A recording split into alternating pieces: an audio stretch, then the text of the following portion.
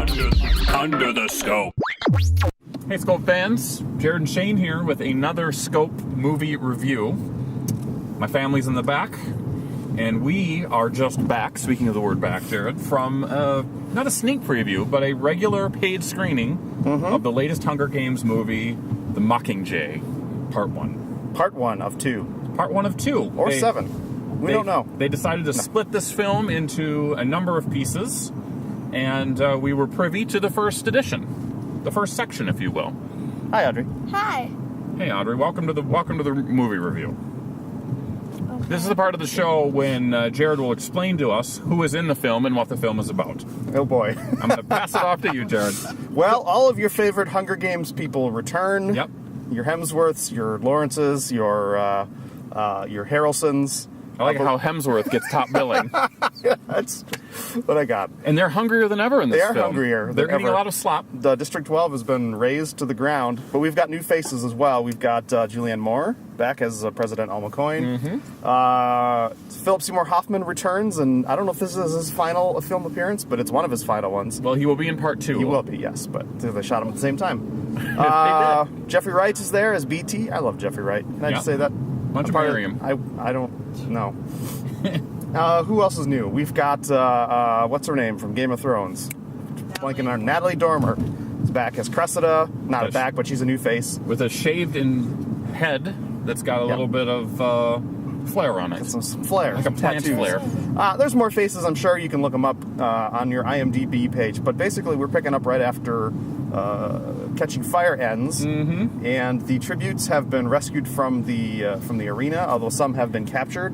Peeta and Annie Cressida, who is Finnick's lady, Her lady. and Joanna Mason have all been captured, and they're prisoners of the Capitol, and unspeakable things are probably happening to them. Yep. Meanwhile, in District 13, Katniss is sort of struggling to adjust to this new reality that they're in a district they didn't know existed, and this district is very militaristic and all underground, and so you've got a bit of a slow burn at the beginning, sort of setting the scene and characters adjusting to their new surroundings. Yes. But eventually, it is decided that by Plutarch Heavensbee and President Coin that they need to do some propaganda, and the face of their propaganda, of course, is going to be Katniss Everdeen. The Girl on Fire. The Girl on Fire, the Mockingjay. She's going to be this rallying point that they're going to use to sort of mobilize everyone in all the districts to rise up against the Capitol and bring down President Snow. Yes.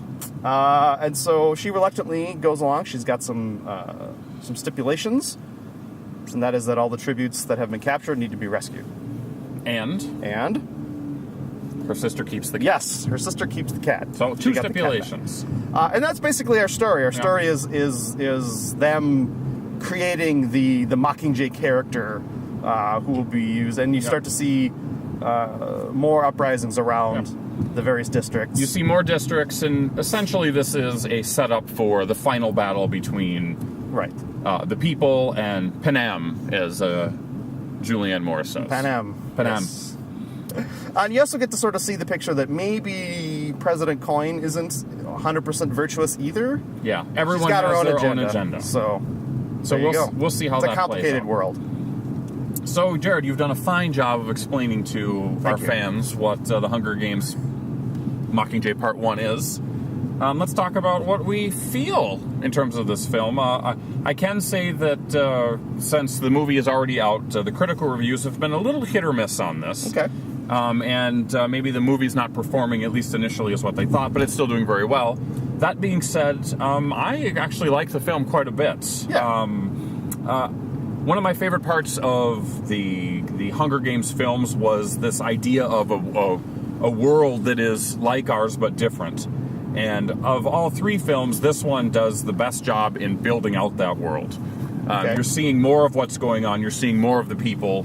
You're seeing more and less. A lot of it takes place underground in District 13, and when they do visit the other districts, you're kind of only seeing little bits of it. Sure. But then again, they don't necessarily need to do the big sweeping shots, the big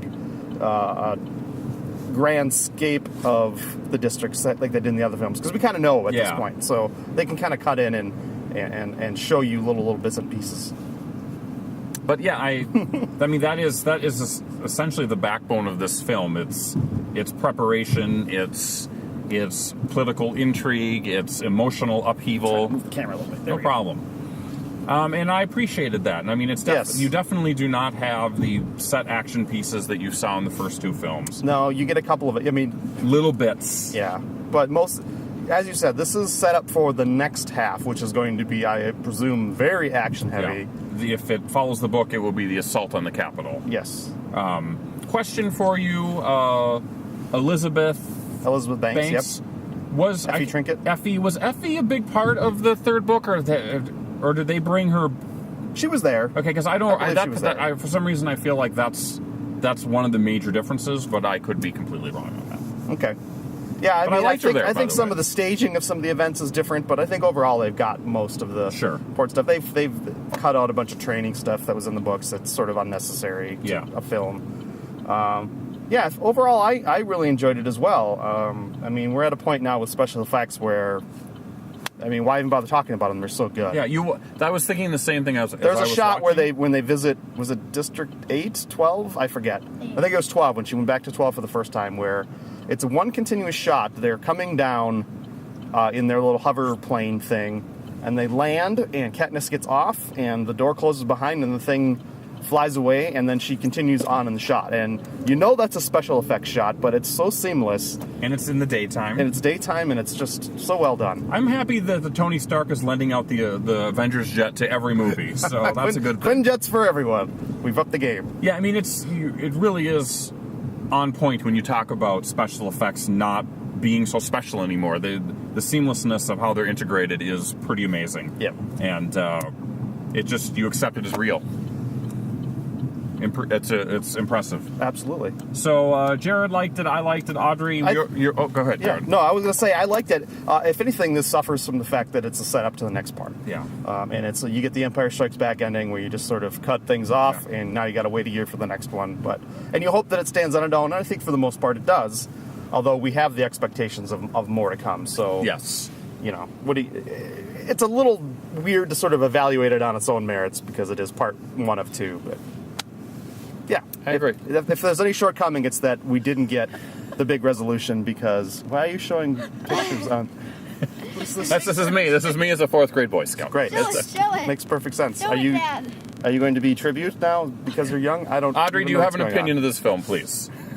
Chime in. You don't know. Bye. Thanks for You're the participating. worst scope guest ever. You want to be on, and then as soon as the camera rolls, done. Ghost Carrie, do you have anything to say? I thought it was good, but a lot of setup. Right on. There Great we go. performances. But I liked it. Yeah. I thought it was good. Everyone was on point. I think that the quality level is as good as any of the other three. I'm excited to see how it plays out, even though we know how it plays out. We know. But They're gonna have. They might. You and I have talked about this. They've got some interesting choices to make in part two. If you've read the book, you're kind of aware of what's to come down the road when they start assaulting the Capitol, and how some weird, crazy crap. some weird, crazy crap is coming, and it's going to be interesting to see how they kind of ground it and make it real for the film. Because I don't know that it was successful in the books. So Yeah, well, let's not talk about that. We're talking about part one. We are. And since we are talking about part one, we should probably give it a score. The scope score is 3 stars. 3 stars. it was unanimous. That's pretty good. Unanimous across all 4 of us in the mobile studio. It's very, very exciting. So, part 1, go see it. It holds up. If you've seen the first two, obviously you're going You're have to see this I mean, film. you're not going to like, nah, I'm done. Although there might be people in the audience who are like, you know what? I didn't really like the fact that they went back to the arena. Well, you don't have to worry about that on this Yeah, one. there's no arena. There's no arena. There's no arena. So, Jared, tell all of our Scope fans how they can get in touch with us, how they can communicate with us, how they can be a part of the Scope process. Wow, you make it sound so grand and important. You can like, comment, and subscribe. That's it. Links right down below. That's right. So, for Carrie, Audrey, Jared, I'm Shane. Scope movie review over. We'll be back as the winter goes along with a lot more movie reviews. Very exciting. So, we'll see you next time. Bye for now. Ladies and gentlemen, we find ourselves once again at the end. I hope you've enjoyed our time together. I know I have. Fear not, Scope Faithful. Days shall pass as if they were but a moment, and Jared, Adam, and Shane will return with another thrilling episode.